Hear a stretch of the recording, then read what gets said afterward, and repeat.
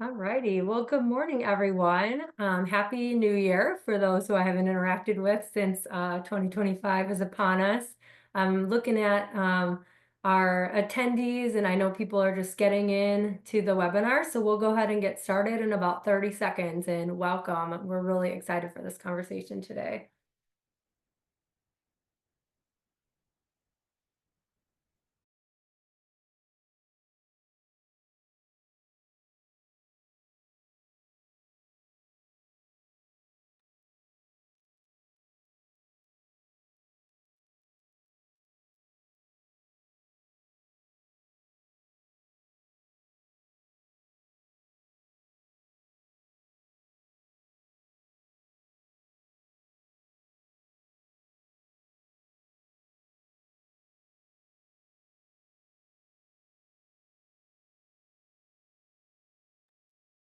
All right, so we're going to go ahead and get started. Welcome everyone to our first Workforce Wednesday webinar of 2025. We're really excited about this conversation today. My name is Rachel Ludwig, and I am our Vice President of Talent Development for the Future of Work here at the Florida Chamber Foundation, leading kind of everything from early learning through post-secondary education and lifelong learning. And this conversation today is a really important one. As a first generation college graduate and someone who speaks with a lot of students and employers and folks across Florida, our career centers and our universities, post-secondary institutions are also important to making sure that our learners are aware of the opportunities post-graduation. Just a little housekeeping before we get started. Um I want you to use the Q&A function for any questions that you might have during our webinar today. We have three wonderful speakers, and I'm sure you're going to learn a lot from each of them and sort of the work that's happening across the state. If you have any questions, we'll be happy to answer them kind of throughout the webinar via the Q&A. And if there's something that comes up that we're not able to answer right away, then we'll definitely follow up with you. And then the other question also that's asked pretty regularly is, will this be recorded and sent out after? And the answer is absolutely. We know that we've experienced kind of a unique winter storm here in Florida yesterday and today. And so there might be folks that weren't able to attend that originally planned to. And so we absolutely will be sending this out later on. So with that, we'll get started. I want to share with you our agenda. Oops, I've whipped through that too quickly. I apologize.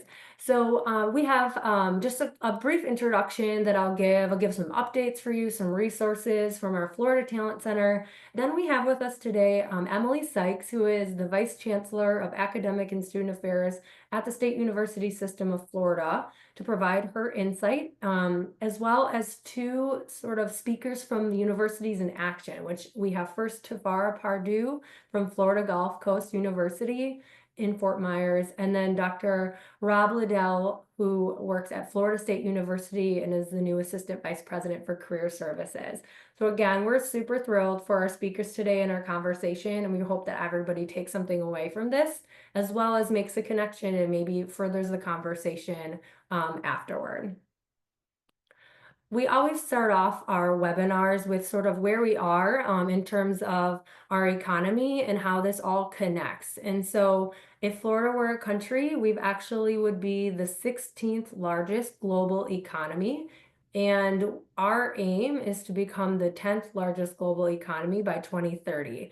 And so you may have seen our Florida 2030 blueprint before, but this blueprint lays out 39 goals under 6 pillars to help us in what our research economists think are the things we need to accomplish to be able to reach that number 10.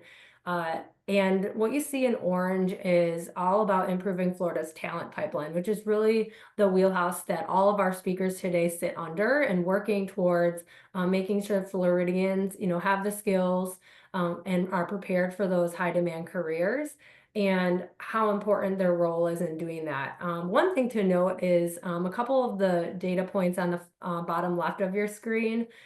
We expect to see Florida, continue to grow as a state. Right now, we see about 750 people net a day moving here. We need to create 1.44 million net new jobs by 2030. And then also, unfortunately, we expect, millions more drivers, 2.5 million more drivers on the roads. And in a day like today, when our street is covered in ice, that's kind of scary. But those are some of kind of the top line numbers that we like to track. And we are thinking through this and how workforce and education plays an important role in our state's growth for the years to come. So moving forward, I want to share with you what those talent goals are in our 2030 blueprint. And what you'll notice is these actually come from our Florida scorecard. We benchmark all of the goals and several goals, more than even what you see here on our Florida scorecard. If you're not familiar with it, I definitely encourage you to go on there. You can see your county level data and state level data aligned with all of our 6 pillars and 39 goals.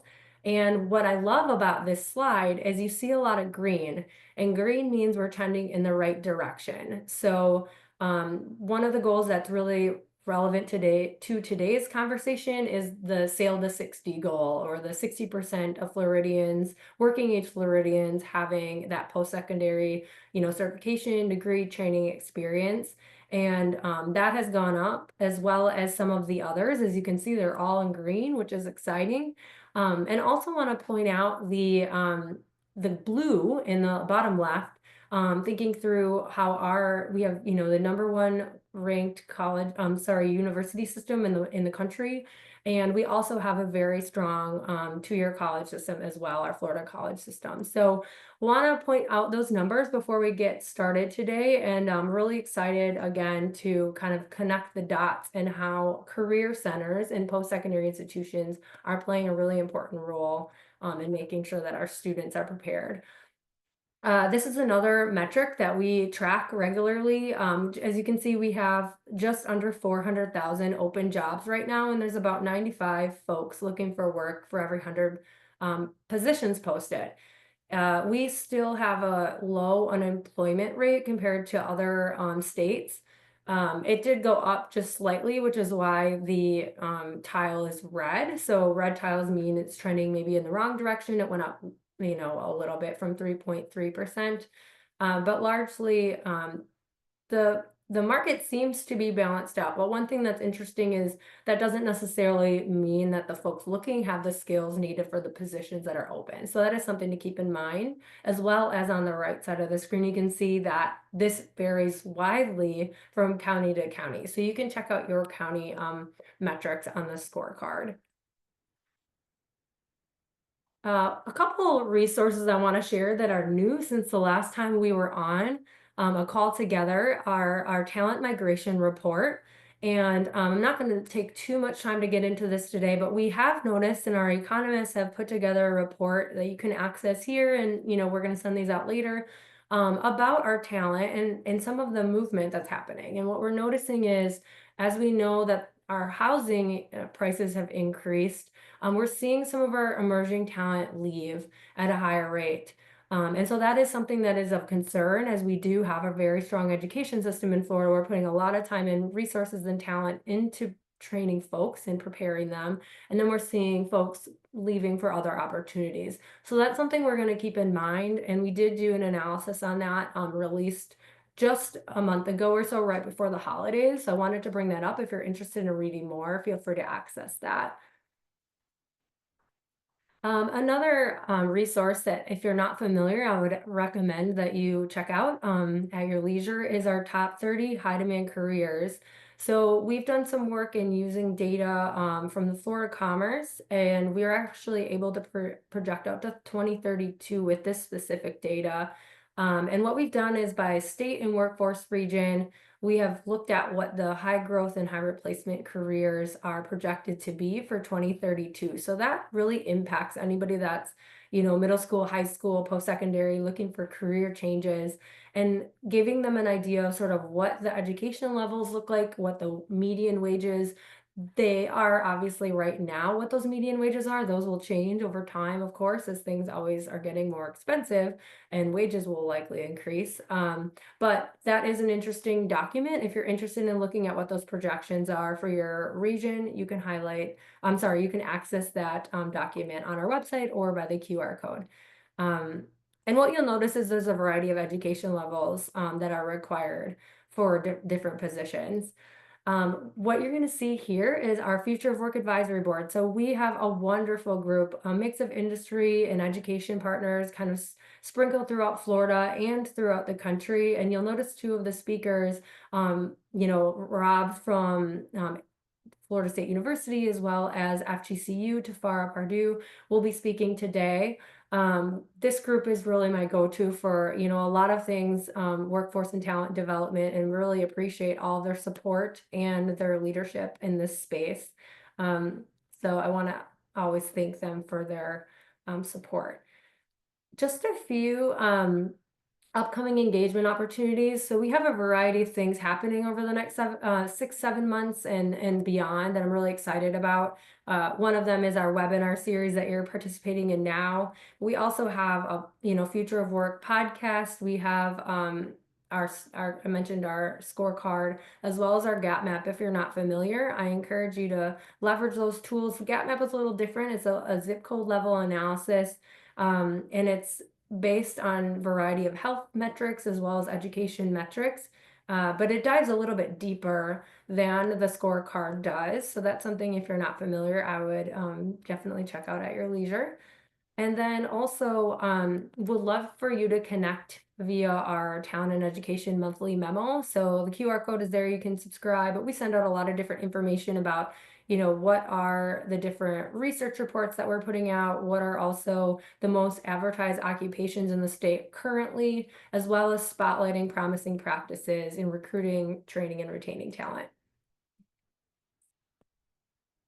This is something that we are really excited about. We're launching a pilot for this summer. And it really stemmed from thinking through all the conversations regarding work-based learning and how important it is to get learners more exposed to the workforce, as well as different career opportunities.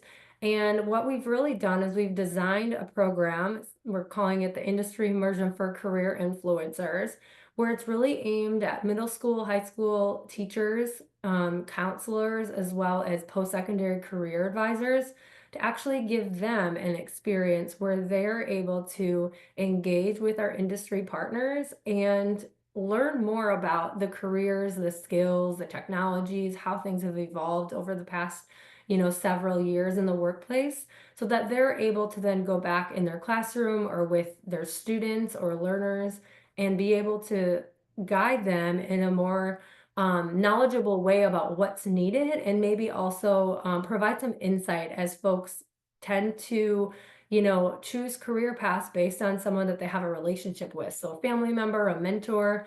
And so what we want to do is provide that opportunity for those folks to really influence learners to have some in-person connection with employers. So we are working to set that up now, and we'll be kind of hosting that right after school gets out, the week of June 9th.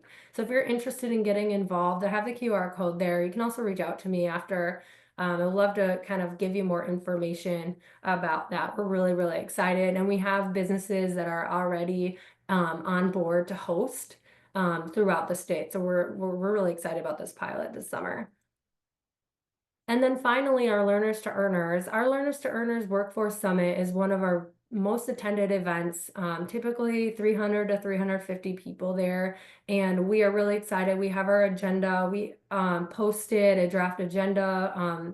We will see Dr. Rob Liddell, as well as FGCU, Kristen Vancello will be speaking. So, and then we will have Chancellor Rodriguez as well. So we're really excited about that, but really we'll be covering everything from early learning, K through 12, post-secondary education, and adult and workforce at this event. And this year we are adding in some interactive components to it and doing a digital data walk and also encouraging some networking by workforce region. So we're really excited and hoping that we will have representation from all counties in Florida, all workforce regions, to really kind of bring to life some of the data that we will be creating and curating by workforce region. So I hope to see you all there, and I'm sure that there's an early bird registration promo going on right now, so it's not too early to register. The registration is live. All right, so now I'm going to hand it off to our speakers, the real reason why we're here today. Our first speaker is Emily Sykes. She's the Vice Chancellor of Academic and Student Affairs from our state university system of Florida, right here in Tallahassee. Emily, so excited that you can tee off the conversation today and discuss how important our post-secondary institutions are to, preparing our learners for the workforce. I will kick it over to Emily. Yes, thank you so much, Rachel. Thank you for that introduction, and thank you so much for the opportunity today to highlight all the great work that we're doing across the state. You're going to hear a couple different highlights from a few of our universities this morning, but I'm excited too, just to give you kind of the landscape of some of the work that our board has been focused on to help improve the connection between businesses and post-secondary institutions. From our perspective at the system level, so I represent the 12 public universities in the state of Florida. As Rachel mentioned, #1 system in higher education in the country, which I always wonder like how often that gets shared, and I'm glad that it's getting shared more because I think that's such an important thing as you're interacting in your communities and businesses to know that your talent pool is coming from the best in the country. So I always like sharing that at the beginning of sessions like this, just to make sure that everyone is aware of that. Because to me, that's important, right? That's important when you're hiring and everything. So throughout the system, our board has been focused on improving the connection between our universities and businesses over the last several years. We have a framework set up for accountability purposes through our performance-based funding, where the universities are measured across 10 different metrics. And some of those metrics include our graduates' post-graduation salaries and their employment rates after graduation. So as a result, our universities are very, very focused on the success and the outcomes of their graduates after they leave the university. We've seen a lot of improvement in these metrics over the years. Our median wages from our graduates are now at $50,000. I think when we started our performance-based funding over 10 years ago, it was down in the 40s. So we're just seeing a huge success in this area. We also have seen a record high four-year graduation rate for our system. We're at 62% right now, which I think is about top 4 in the nation across all the university systems. And our graduates are employed and are employed or they continue their education after graduation. And that's an important metric that we track through this system as well. So another area I wanted to highlight that the system really focuses on is we have a lot of information at our system level with our metrics that we track for post-graduation outcomes and wages. And in looking at this data over the years, we really wanted to have it set up in a way where parents, students, consumers could interact with it. And so as students are moving through high school and looking to what university or college that they want to attend, they could look up what major and what are those individuals doing that have done those majors at the universities over the years. And so we built this website, and I'll send this to Rachel so she can share this with the group as well. It's called My Florida Future. You can go into it. It's interactive.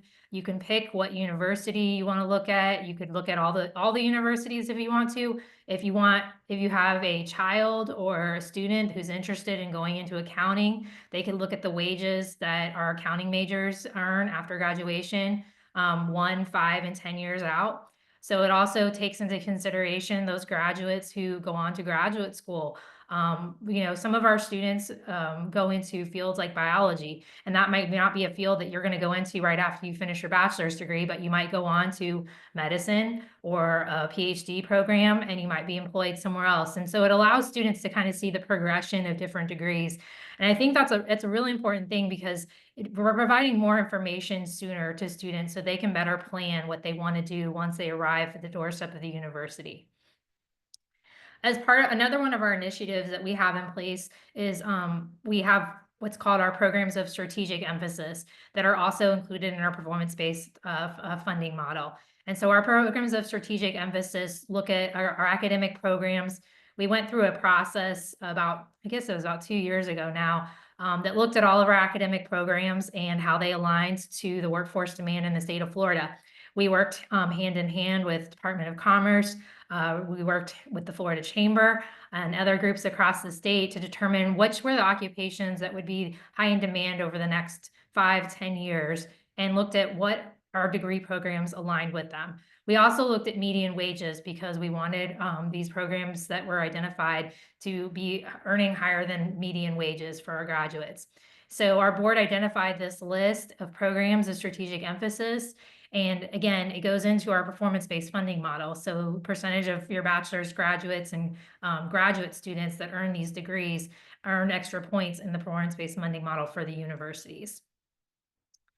Since Rachel brought up nursing, I'm going to highlight that too, because that's one of the areas we're especially proud of. We've put a lot of focus into our nursing field over the last several years. The legislature and Governor DeSantis have made huge investments into nursing programs across the state. That's an area of critical workforce need for the state of Florida. I don't think anybody's going to argue with me on that.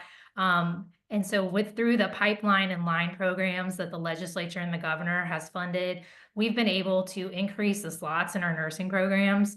We're going to announce in the next couple weeks that we've seen an increase of a couple hundred slots in the last year for our line programs that have been using that initiative.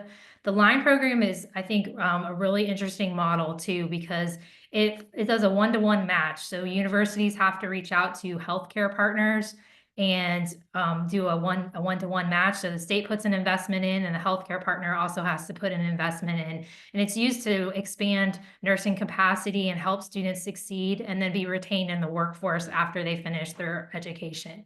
It's been a widely successful program across the state for us. Many of our universities also partner throughout the business community, and they do this through the way of internships. And I think you're going to hear more from our next speakers about some of these internship opportunities. But our board has also been very focused on this area.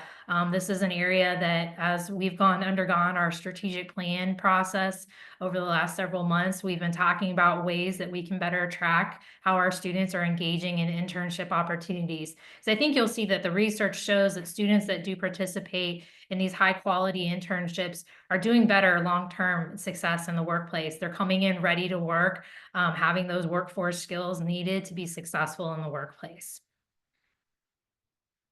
So finally, I'll conclude that we have a great resource in our university career centers across the system. These centers do a wide variety of work to help and prioritize student success. They are very much accountable for the metrics and the performance-based funding. And you'll see that they've done a lot on the front line. I think, we talk about like back when I was in college. Well, back when I was in college, you didn't hit the career center until you're graduating on their way out the door. But I think these days now the expectation is different, and you're hitting the career center. Students are hitting the career center as they set foot on our campuses. And that's very much the expectation, is we want this to be an ongoing process with the students, that they are engaging with the career center. They're learning everything, that all the resources that are available for the career centers. The career centers can be just a great resource to help them with internships and then future career opportunities down the road. And so they are working hard, and I think you're going to hear some just great initiatives taking place across our system. So finally, our board has been very much engaged in a strategic plan over the past year. I was very grateful that Rachel helped us sit on our steering committee for our board. Our board will hear about our strategic plan in our January meeting, which will be next week. But it was very much that they wanted the business community involved in this and very much be a partner throughout this plan process. And they were. And so we were very appreciative. And that's a key focus area as we're looking ahead to the future of 2030, is where we want to be. And that's really, we want to be more partnered, better partnerships and initiatives with the business community, working hand in hand to help support Florida's talent pipeline. So Rachel, that's everything that I had. I didn't have any slides, so I apologize, but happy to hand it back over to you. All right. Well, thank you so much, Emily. Again, we really appreciate the partnership with the State University system. I really enjoyed sitting on the steering committee for the strategic plan. And also, when I first started in this role almost 2 years ago now, I was asked to review the programs of strategic emphasis. So I appreciate, Chancellor Rodriguez and your team, including the Florida Chamber Foundation as part of the conversations. And really, our Future of Work initiative, is really aiming to connect the business community with workforce and education partners. So I think that we're accomplishing that with all the different efforts that we have going.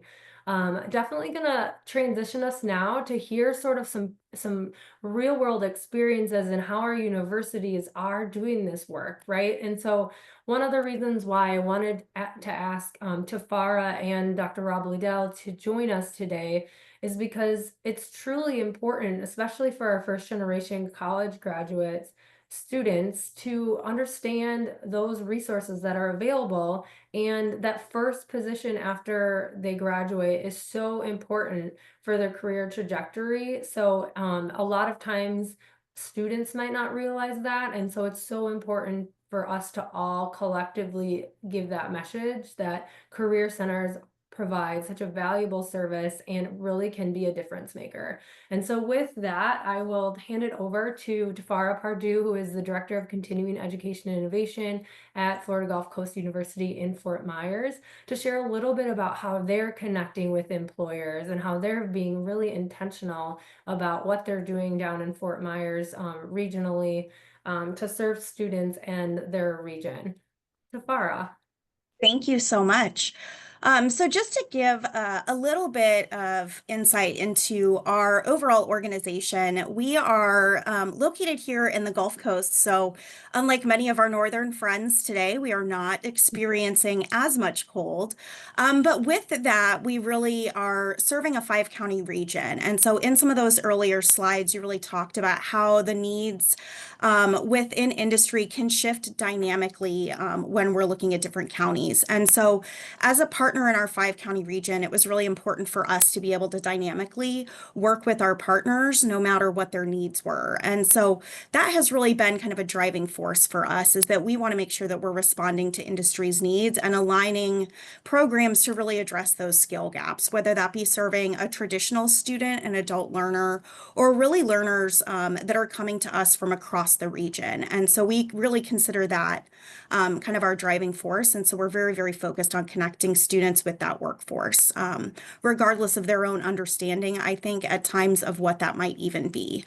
So one of the ways that we do this that really has bridged all the different silos of across campus for us is our micro-credential initiative. And so that's a relatively new concept in the way that it's being executed at Florida Gulf Coast University. And so I want to spend a few moments here just really talking about what that micro-credential signifies when we're at Florida Gulf Coast University.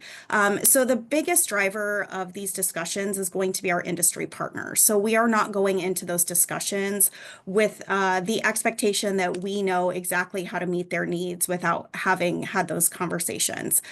So we know there's a lot of great data that can help inform our work, but we really want to get directly in touch with our employer partners across those industries. And so that becomes kind of the galvanizing force that we kind of are able to develop these programs and meet additional needs across the university with them. But we work really closely when we're developing these programs. They're meant to be short-term credentials. So we're still working through what that means relative to the skill area. So it really has to meet the needs. So, there's general frameworks by which we're going to establish time spent developing that skill, but we can do a lot within that range. So that's the other important component of this. But it also provides the learner as well as the employer with a digital badge after they accomplish this micro-credential. And for us, that threshold for earning a digital badge is 80% or higher, meaning that those employer-defined competencies need to be assessed at a very high level for somebody to be able to earn that digital badge. But with that digital badge, the employer can actually go in and see what it is that individual has accomplished. And so it's bringing that to different audiences outside of just higher education. So I always align it to either a micro-credential versus a transcript, and a diploma is more representative of a digital badge because it has a universally understood way of communicating its value. And so that's part of the magic that we really work on. I'll talk a little bit about the categories, and we'll go back to our QEP focus, which is where we're partnering very, very heavily across campus and working closely with our Office of Internships, Career Services, and really making sure that we're connecting students to that workforce support that we have across our campus. Next slide. Thank you. Oop, one back. Maybe. Can you guys do that for me? It's freezing on my end. There we go. Thank you. So these different categories can really represent how we're addressing skill gaps for different populations. And so I think this is where we're really able to identify what our students are interested in, how we're going to dynamically address those needs. So these programs are identified by 3 different categories. So the 2 categories for this discussion that are really going to be focused on more of a traditional student population are going to be our industry-specific micro-credentials that are developed in partnership with various employers or industry leaders across the sector. I'll talk a little bit about that. And then our transferable skills. So these are really based off of some of those NACE competencies. And these are going to be those soft skills that so many employers are saying that traditional students or younger students may lack when they're going into the workforce. And so our response to that is to really let students understand, one, the value of these transferable skills, but also engage with their academic work and be able to additionally develop and recognize how they're learning skills like teamwork and leadership and communication through their academic experiences, but also through their co-curricular experiences or their internships. And so it's really giving people the opportunity in our student population to take what they've done in the classroom or in some of those other experiences and showcase that for an employer audience.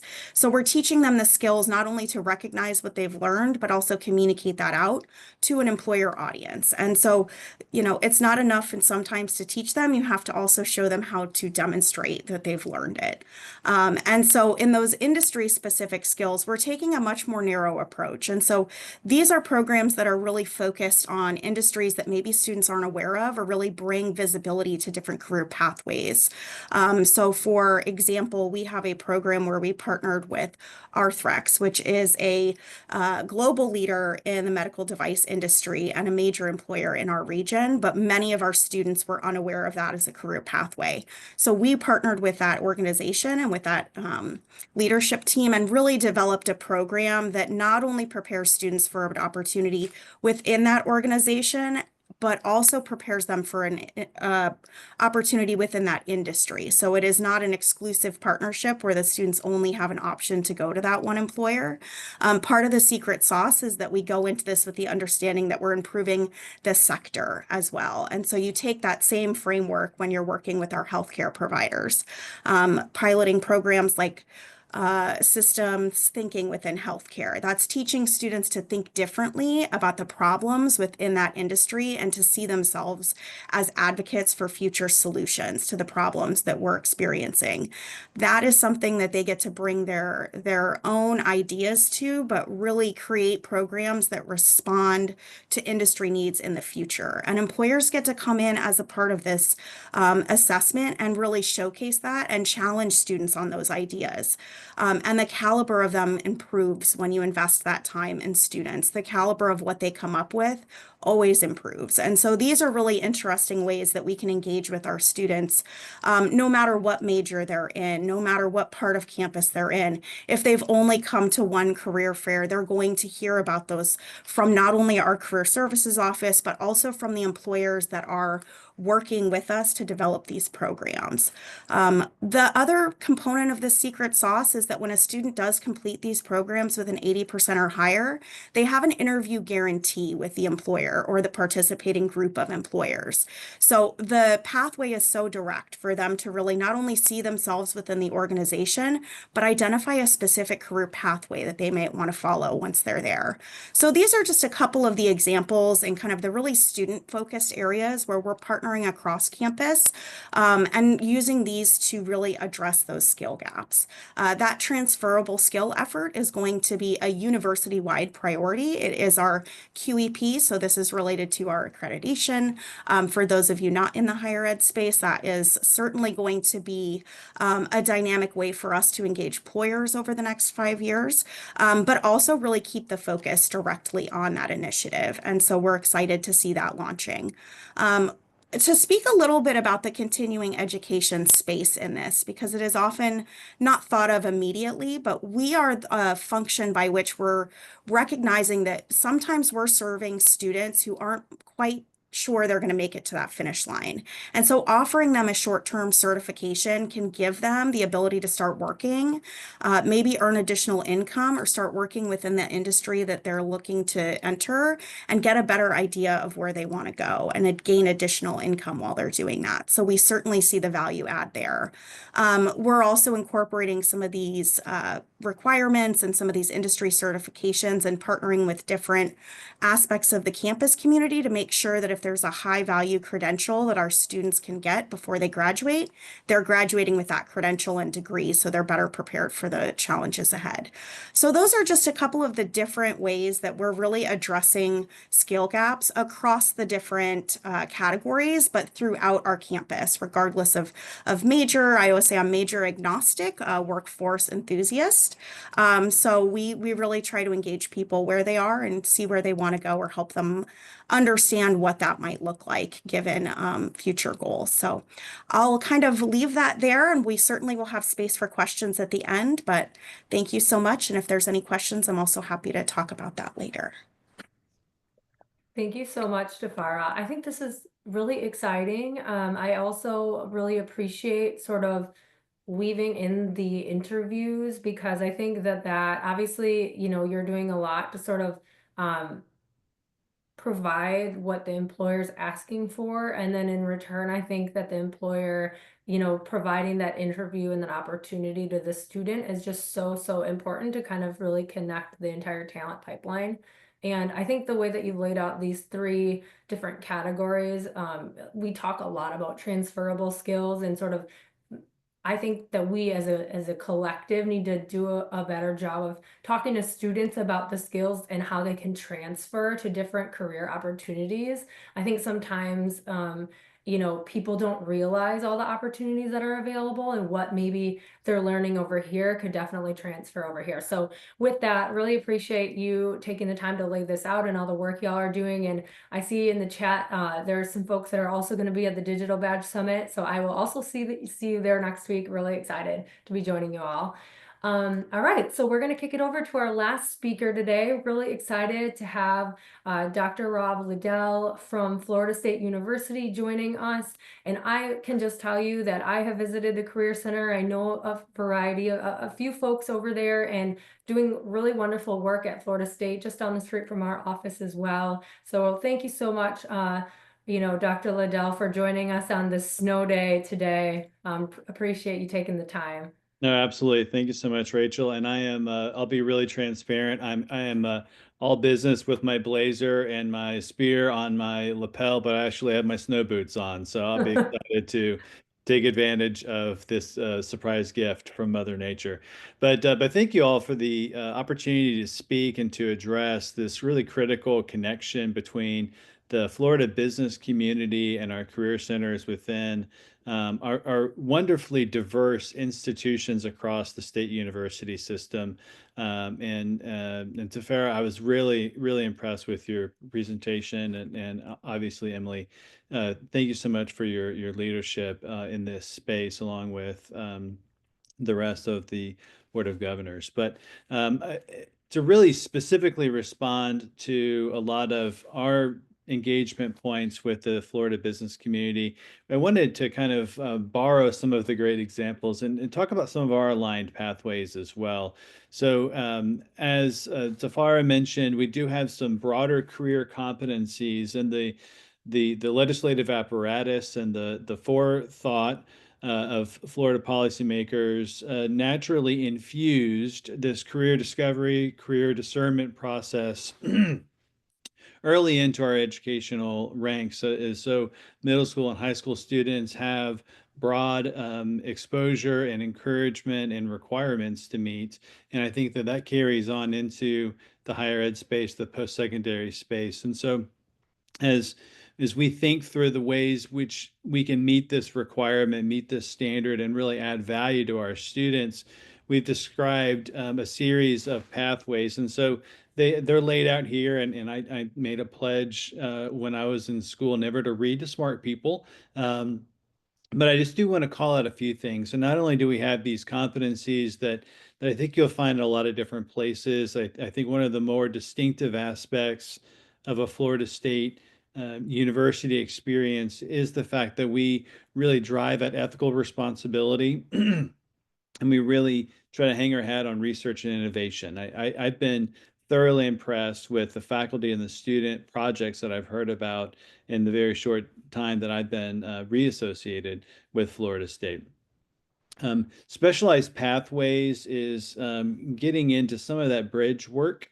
And so we have the QEP, or the Quality Enhancement Plan topic that we're working on, is really doctoral student success, which is a very specific target, but we're really proud to take on this challenge.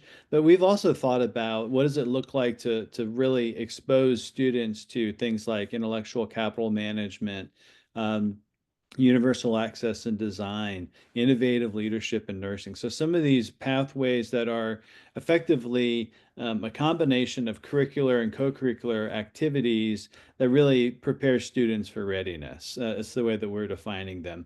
But the work that I'm probably most proud of in the Career Center is our eagerness and our ability to consult with organizations and with entire industry groups to try to find a custom pathway, a custom badge that we could stand up and, again, directly hear from industry needs, directly hear from employment sector needs about student ability and capacity. So that way we can ensure that we're very tightly coupled with what we're producing, especially from within the Career Center, then having that carry forward into satisfying and delighting our employer partners. So if you're interested in any of these ideas, there's a website there. Actually, that looks like an email address. I apologize, but been happy to connect you with that. So I'll try to advance the next slide. I'm having some difficulty. Let's see if I can't do that. There you go.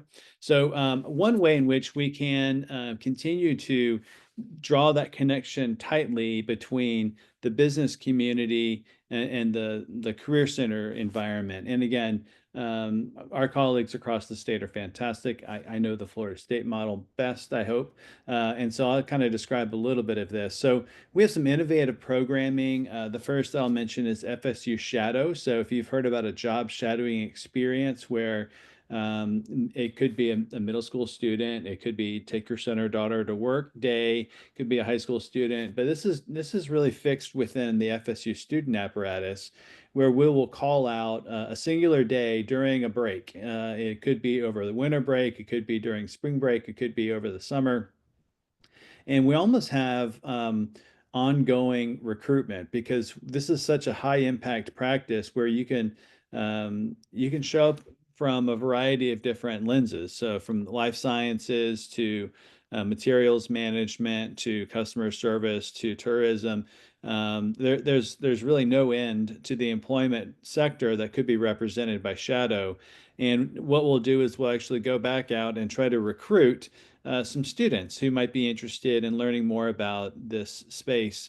And so we prefer face-to-face, kind of in-person shadowing opportunities, but with the advent of technology and some circumstances and some neat opportunities, we've also developed a virtual shadowing experience. And these experiences can be as robust as I'm just going to put you in my pocket and carry you throughout my workday, but oftentimes we're seeing some high value high impact practices being introduced, where they're describing career growth and career pathing, but also bringing them into meetings, potentially client meetings, if this is that type of an organization. So we're really proud of just the creativity that our employer partners have brought into our shadow program. And our students, we survey them beforehand, during, and then after the shadow experience, and 100% of them say this was so valuable and so important to my career development and discernment process, and they express a lot of gratitude for it. We also offer programs like employer and residence.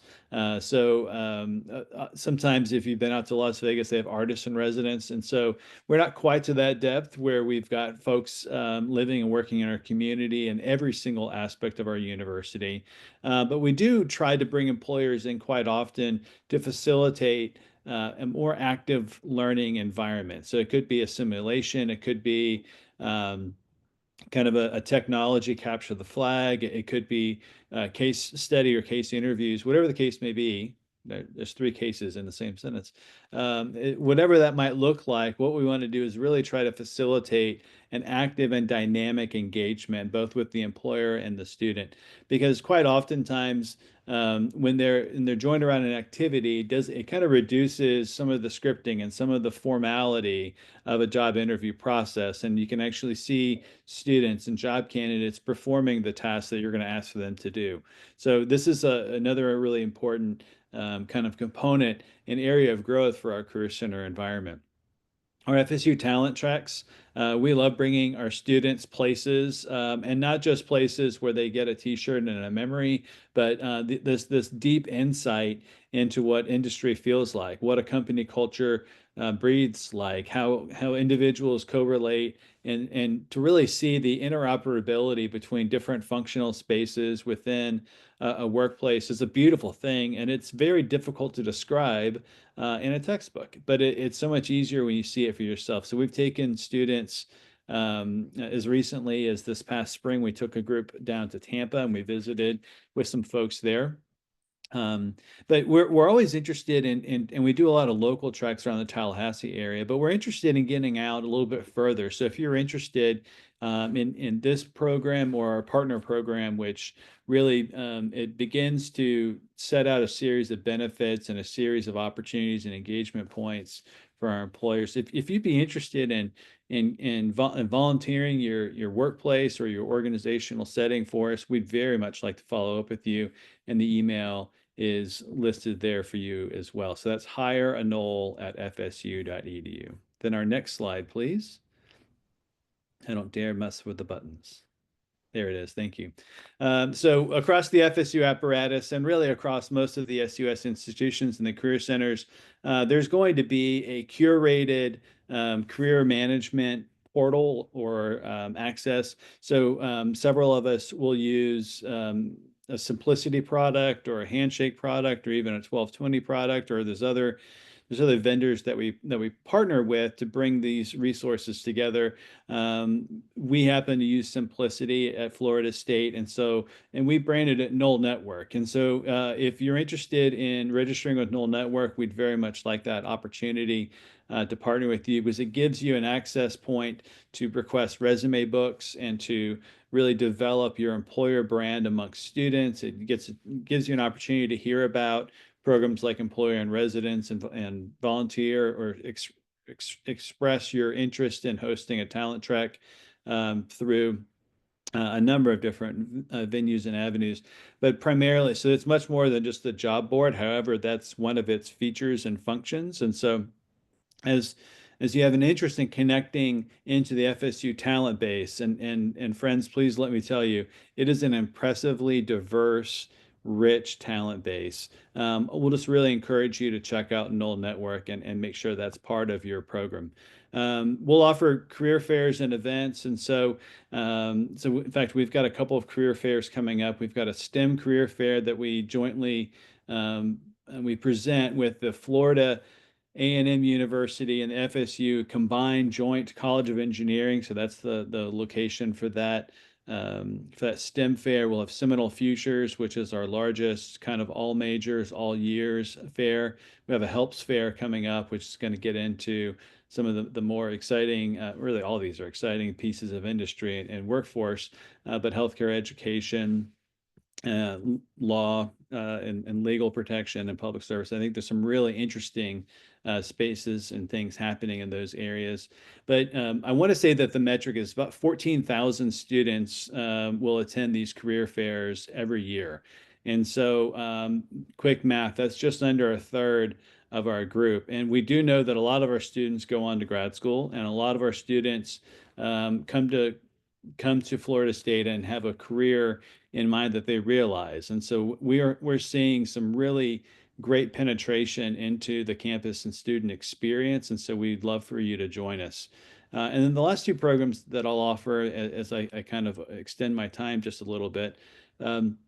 We do believe in networking and soft recruiting opportunities. And so what we've done to help with that is immediately prior to some of these large signature programs, our STEM Fair, Seminole Futures Fair, we'll actually offer both an in-person and a virtual resume cafe.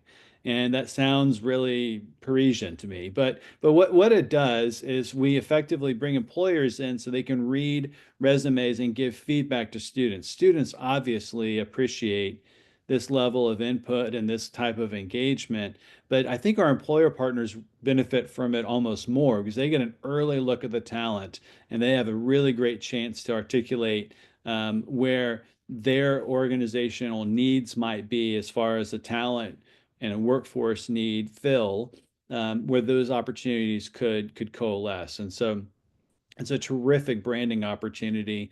And then actually, we are so bullish on on-campus recruiting. We're so proud of the space that the administration has given us and the team that we really want to host as many employers on campus as possible. So we have almost an entire suite of offices set aside for interview spaces. And so that usually we'll have a resume cafe, a large career fair, and then we'll have day afters. And so we can accommodate entire industry interview programs. And so we've invited in insurance companies quite often.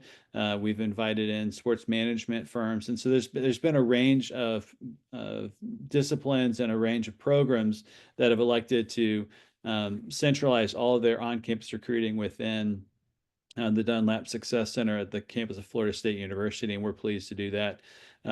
So as it comes to connecting with the business community, I just want to communicate this, is that FSU is incredibly entrepreneurial, and we invite innovation and creativity, and we are passionate about helping our state propel forward towards Vision 2030. Thank you so much, Rachel. Thank you so much for all that wonderful information. Yes, I was very impressed when I visited the Career Center for the first time with all the different kind of suites available, and there were interviews happening on campus when I was there, which was really exciting. So I am encouraging, everyone on this webinar today, if you're interested in learning more, feel free to either reach out to me, reach out to our speakers.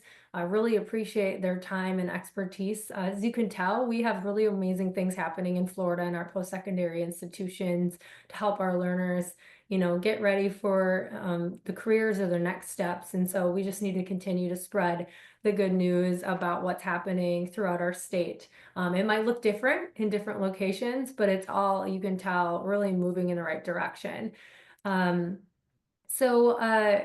Just kind of wrapping up here as we close out, we were able to get to all the Q&A during the webinar, so we don't have anything outstanding there. But if you do have any questions, I encourage you to reach out to me directly. I want to put a plug in for our next webinar, which will be in April. I'm really excited about this one. We are going to be talking about artificial intelligence, or AI, and how we're leveraging that in different ways to really develop talent in Florida and beyond. We'll have a national speaker on that webinar. One of our Future of Work Advisory Board members, Victoria Poo, who's the co-founder and CEO of Pace AI, will be joining us. And we will also be highlighting some other speakers in that call. So there's the QR code. Registration is open. We invite you to attend. If you have any questions, let me know. And then finally, just want to leave my email address. One final slide here. If you're interested in, sharing about what you're working on in your region or your area, would love for you to get involved in some way, shape, or form. I am very grateful that we have kind of an engagement handout with all of our webinars and in-person convenings and things happening kind of from now throughout our Learners to Earners event. So I'm happy to send that off to folks. Please reach out and get connected. and stay warm if you're in the north part of our state. We appreciate all attending today, and we'll see you on our next webinar. Thank you so much.